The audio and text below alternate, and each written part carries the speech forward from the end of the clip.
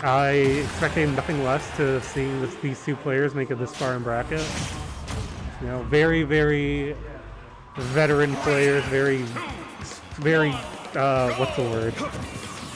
Strong in their act, something like that. I don't know. There's a phrase I don't remember off the top of my head. I'm dumb sometimes. I don't know. But what I'm not dumb about is the fact that I guess we're on game one. So PS2. These two, just I guess in terms of speaking against both these players' set history, I know these two have been playing a little more as of recently, and generally, as of recently, they've gone a little more in Vault's favor. But I feel like they're at least close enough games where they could go either way, ultimately.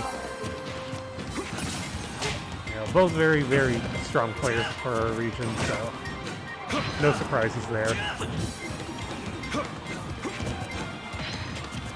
The holy water bounced up. Oh, that was such a good air dodge read. I think that's like I think that's Nova Scotia initiation. You need to get hit by that like 50 times before you start being like, alright, this time it won't work, and then he mixes you up anyway, so you feel sad. But anyway.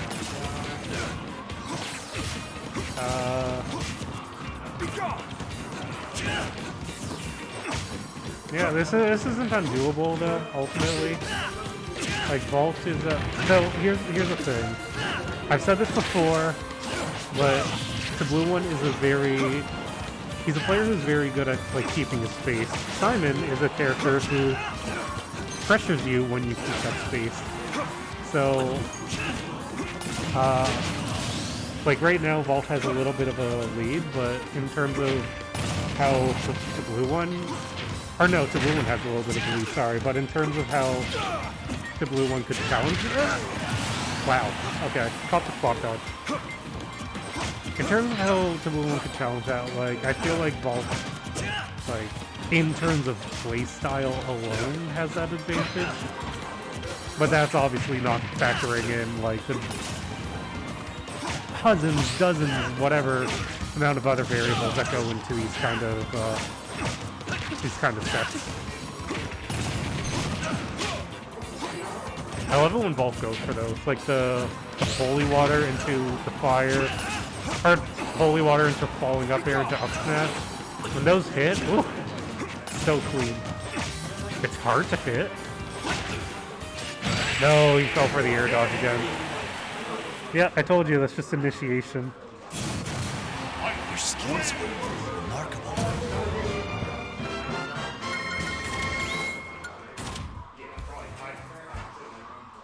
Alright, yeah, and game one going to Nova's very own Vault. The leader of Vault. Or the leader of Nova, I mean.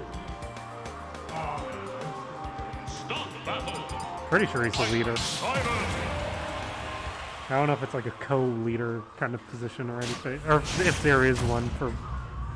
Anyway, he's the lead man behind Nova, regardless.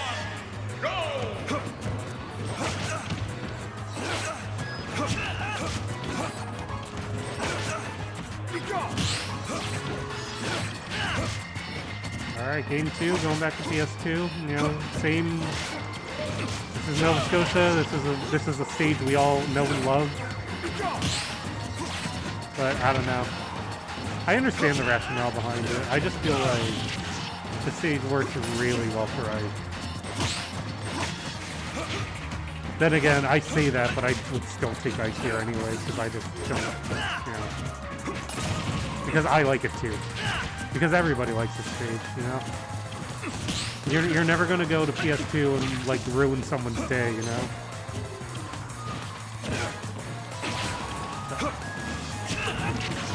Oh, very good axe. Not gonna take the stock though.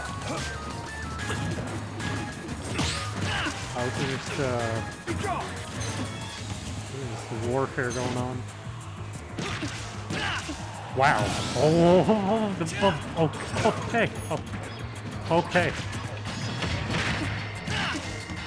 So, in Roy terms, that would be like a Jer equivalent, right? but doesn't that make it like a Jair or something? If the blue one does down air to back air? I don't know. Is that gonna kill? That might kill. Yeah, that kills.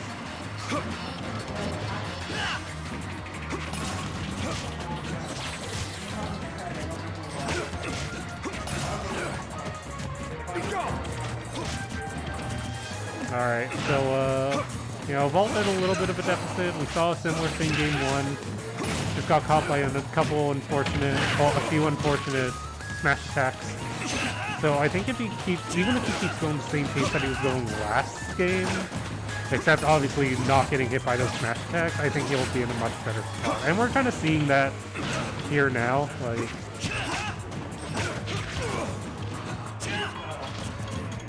So... Yeah, even percent grabs him out of the dash attack, which falls with steel.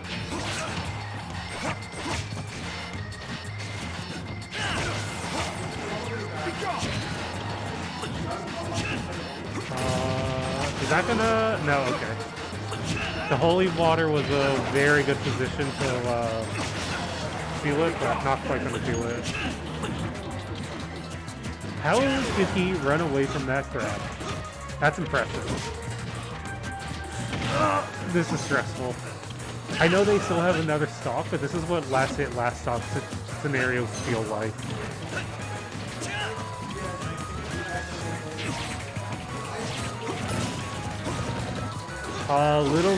Okay, he was a little greedy with the dash attack, but spaced himself well enough, I guess.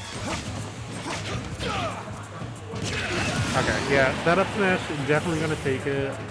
TehBlueOne's still like one hit away from dying though, so like it's far from being anything but even still.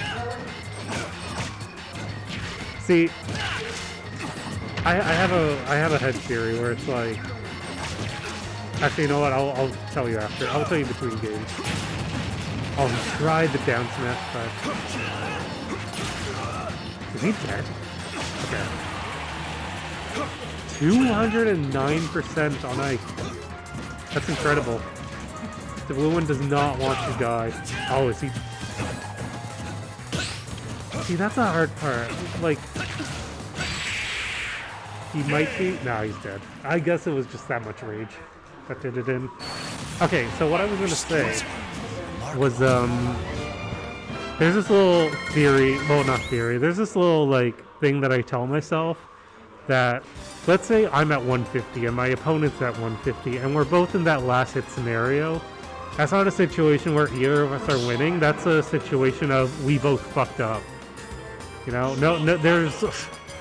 So ultimately, it didn't really matter who took the stock in that scenario because they were still like in the same position of, you know, it was still even. They were both in the same exact position of we both fucked up.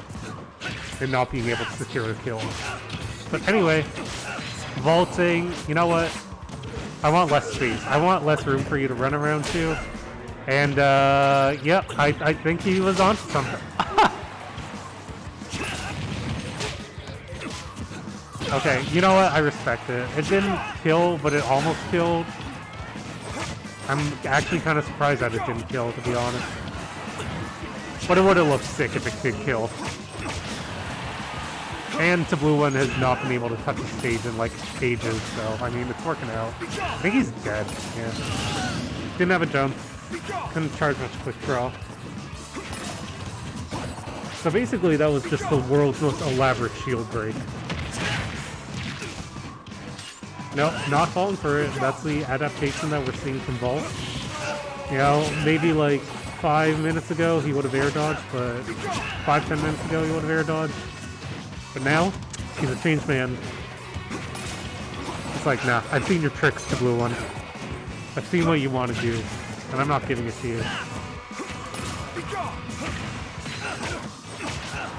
Wow, that was a really good angle in the back air.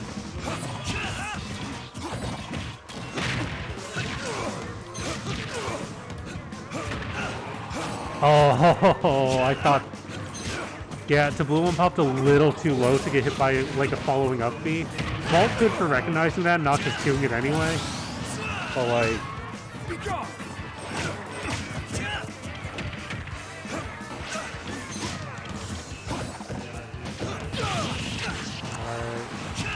So this is still like Vault's favorite, you know. He lost the stock, but you know what? It's okay because when you have a like 130, 150% deficit or advantage or whatever, like you're eating well.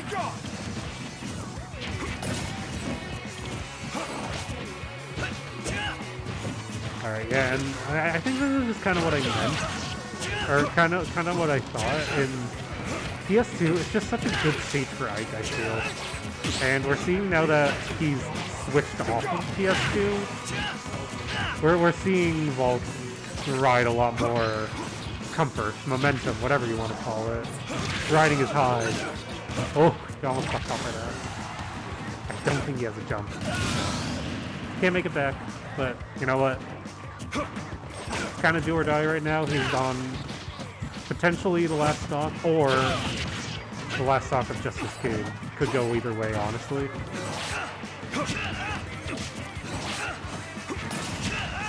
But yeah, no, this is just such an important stock to see how the rest of today goes.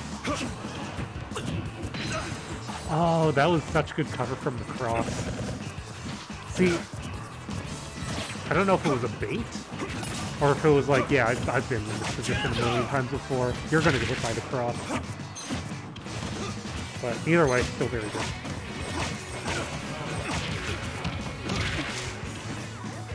And this is what Mark does, or this is what the blue one does.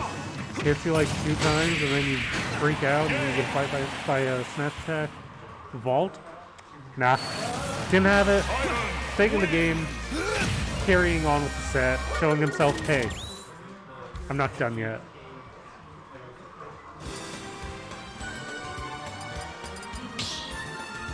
Alright, back to PS2 for TehBlueOne. Stop the battle! Fight! Simon!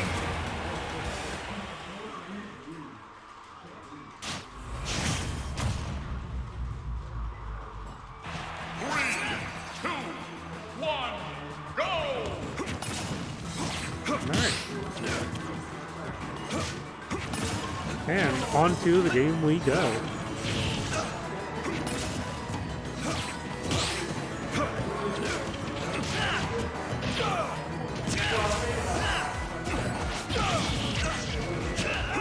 Yeah, these two are just like scrapping right now. Like, now one of them is juggling more than scrapping, and it's really to his advantage. But yeah, gets hit by the fire there.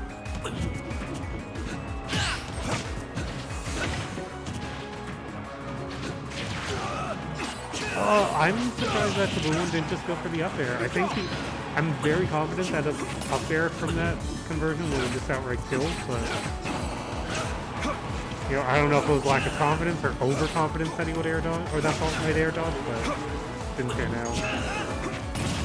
Alright, yep, that was a very good holy water at the ledge there. Yep, that's the mark. He dashes back a few times, dashes forward, dashes back, and then you don't know when the dash attack is coming, but it's coming.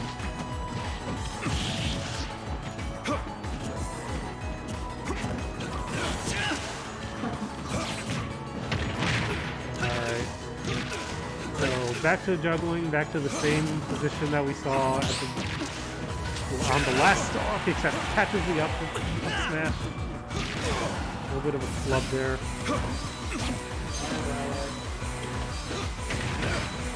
Yeah, you know what?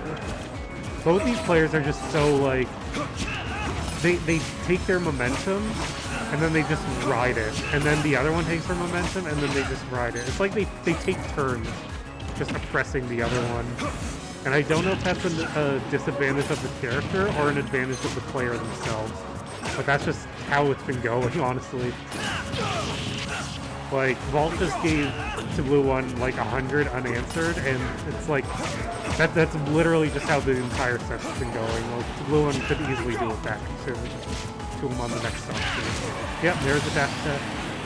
Nobody's immune from those. Once again, Vault is potentially on his tournament stock, and it is up to him to decide, you know, is this the end? Or do we push forward to a game 5? So this is a very important stop once again. Alright, Vault chucking the kitchen sink at him. Wow, catches him with the axe. I think TehBlueOne panicked a little bit, so he like jumped to try to avoid it. But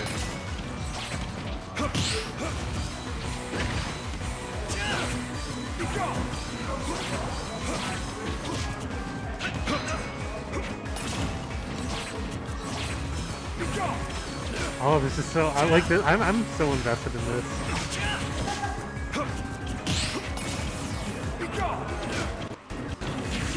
Vault is doing a very good job at just not overcommitting where he doesn't need to.